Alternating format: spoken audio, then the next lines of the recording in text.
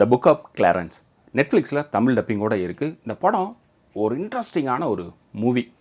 அதாவது கிறிஸ்தவத்து மேலே நம்பிக்கை இல்லாத ஒரு இளைஞன், ஆனால் தாம் பிழைப்புக்காக 13வது சீடனாக போய் சேரணும் அப்படின்ட்டு அந்த கூட்டத்துக்குள்ளார முயற்சி பண்ணுறாப்புல. ஏற்கனவே இவருடைய பிரதர் அந்த 12 சீடரில் ஒருத்தர், இவரும் ட்வின்ஸு. இந்த ஊதாரியான ஹீரோ என்ன பண்ணுவார், ஓப்பனிங்லேயே குதிரை ரேஸில் போய் கலந்துக்கிட்டு கடன் வாங்கின குதிரையும் போச்சு காசும் போச்சுன்ட்டு தான் காதலிச்சிட்டு இருக்கக்கூடிய அண்ணன் தான் இந்த குதிரையை கொடுத்துருப்பான். அவங்ககிட்ட போய் மண்டிக்கிட்டு, ஐயா என்ன மன்னிச்சிருங்க, 1 மாதத்துக்குள்ளார உனக்கு திருப்பி கொடுத்துறேன் அப்படிங்க, உனக்கு டைம் 28 நாள் தான், ஜாக்கிரதையாக இருந்துக்கோ, அதுக்கப்புறம் நீ கொடுக்கல நீ அவ்வளோதாண்டி அப்படிம்பாப்புல. நான் கொடுத்துட்றேன் அப்படிங்க. கூட இருக்கிற ஃப்ரெண்டோட சேர்ந்துக்கிட்டு ஒரு விஷயத்தை ஒன்று பண்ணுவாப்புல. அந்த 12 சீடர்கள்கிட்ட போய் பேசுவாப்புல, இங்கே பாருங்க நான் 13வது சீடராக சேர்ந்துக்குன்னு நினைக்கிறேன், நீங்கள் உங்கள் ஜீசஸ் கிட்ட சொல்லுங்கள் அப்படிங்க. அங்கே இருக்கக்கூடிய ஒரு கேரக்டர் என்ன சொல்லும், இங்கே பாரு, நீ ஒரு கிளேடியேட்டரை விடுவிச்சு கூட்டிகிட்டு வா, அப்புறம் பார்த்துக்கலாம் அப்படிங்க. இவரும் மெனக்கெட்டு போகிறாப்புல. போய் இந்த கிளேடியேட்டர் டீமில் போய் சந்தித்து அங்கே இருக்கக்கூடிய ஒரு கிளேடியேட்டரை மீட்டு எடுத்து கூட்டிகிட்டு வர்றாப்புல. ஒரு சண்டை ஒன்று சூப்பராக இருக்கும். கூட்டிகிட்டு வந்து நிறுத்தினதுக்கப்புறமா அந்த சீடரில் ஒருத்தர் என்ன சொல்லுவாப்புல, நீ நல்ல விஷயம் பண்ணியிருக்க, ஆனால் இதெல்லாம் பண்ணதுனால நீ 13வது சீடராக சேர்ந்துட முடியாது அப்படின்னு சொல்கிறாப்புல. கடுப்பாகிற நம்மால் என்ன சொல்கிறாரு, ஊருக்குள்ளார போய் நான் தான் மெசையா, உங்களை காப்பாற்ற வந்த ஆள் நான் தான் அப்படின்னு சொல்ல, ரோமுடைய மன்னராட்சி நடந்துட்டுருக்கு இல்லையா, ஒரு டீம் ஒன்று சுற்றிட்டுருக்குது. யாரா அந்த ஜீசஸ் அப்படின்ட்டு பிடிச்ச உடனே சிலுவையில் அறையணும் அப்படிங்கிறது அவங்களுடைய எண்ணமாக இருந்துகிட்ருக்கும். ஊருக்குள்ளார வலை வீசி தேடிட்டுருக்குறாங்க.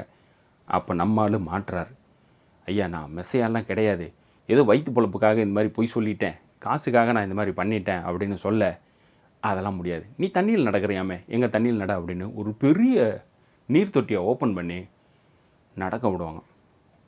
பயப்படுவாப்பில், பாரு நான் தண்ணியில் முழுகிட்டேன்னா நீ என்னை விட்டுறணும் அப்படிங்க, நீ நட அப்புறம் பார்த்துக்கலாம் அப்படின்னு சொல்ல, யாருமே எதிர்பார்க்காத ஒரு விஷயமா இருக்கும் அந்த இடத்துல. ஸோ இந்த படம் நிறைய விஷயங்களை நமக்கு சொல்லும். அதாவது ஜீசஸை பற்றியும், கடவுள் நம்பிக்கையை பற்றியும், கடவுள் நம்பிக்கை இல்லாதவங்களை பற்றியும் இந்த படத்தில் பேசியிருப்பாங்க.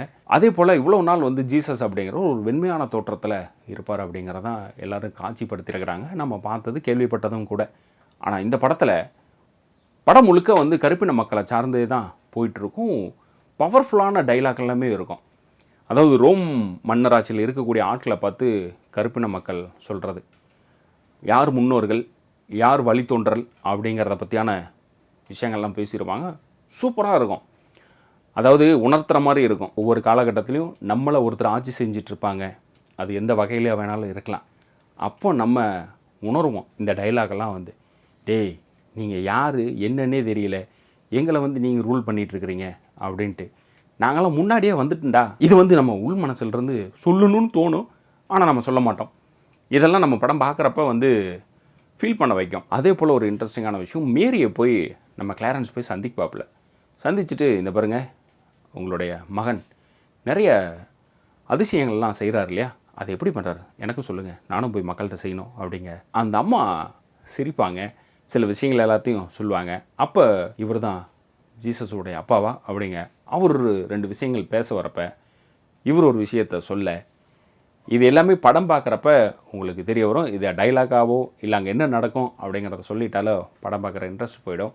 இது ஓப்பனிங் ஒரு மாதிரி இருந்தாலும் படம் போக போக விறுவிறுப்பாக இருக்கும் இந்த படம். குறிப்பு, ஜீசஸ் வாழ்ந்த காலகட்டத்தில் இந்த மாதிரி ஒரு கதை நடந்திருந்தால் எப்படி இருக்கும் அப்படிங்கிறத காட்சிப்படுத்தியிருக்காங்க இந்த படத்தில்.